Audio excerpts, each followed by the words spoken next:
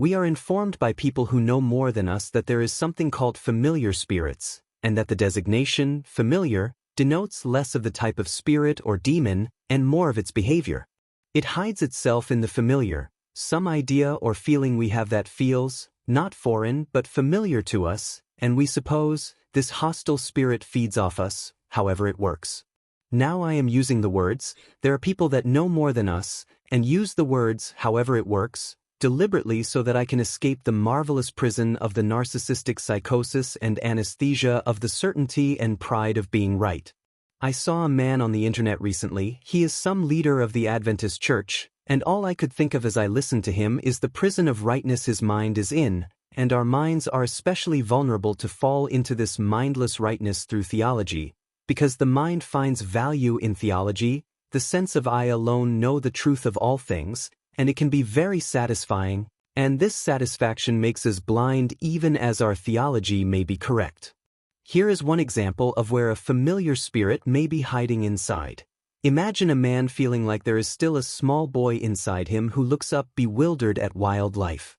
The sense may be true or may have been true at some point in the past, but now this sense is usurped by the familiar spirit which uses the concept of the boy as its mask, and it may sustain the false idea, keeping it as a narrative for the man.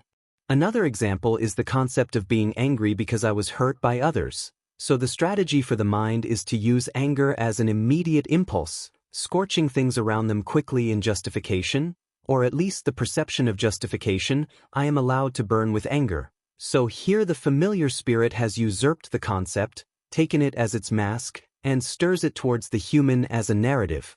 The oblivious human assumes it is entirely him or her. Part of it is him or her, but there is something living inside that familiar feeling. Another kind of familiar may be what we can call the defender. This species is more deceptive. To understand this third species, consider the human mind, which perceives pain, at least that things can be dangerous. The mind tries to defend against pain, at times by finding solutions, talking to itself in the mind, having dialogue, answering things. It does that as a way of defending itself. A painful memory enters our focus, the mind addresses it, answering it in some way. An irrelevant traumatic event enters the mind, let's say an animal is injured.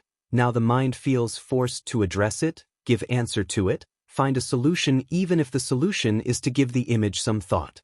See, the mind now is caught in endless defense and answering things.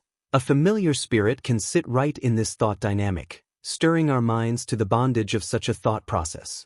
Another type of familiar spirit may use the feeling of being right philosophically or theologically as its mask. I am right, I know better than them, I have figured it out. How pleased I am that I have figured it out and I am right. I am in the right church, the right theology, the right country. I even have the correct political party and everyone else is wrong. So the familiar spirit hides in this and stirs this and causes blindness by the false sight of certainty. The Lord of light and truth can deliver us. Love heals, and the familiarity with the Lord and His feeling is the door to get rid of the familiar spirits. He can pull them out of us.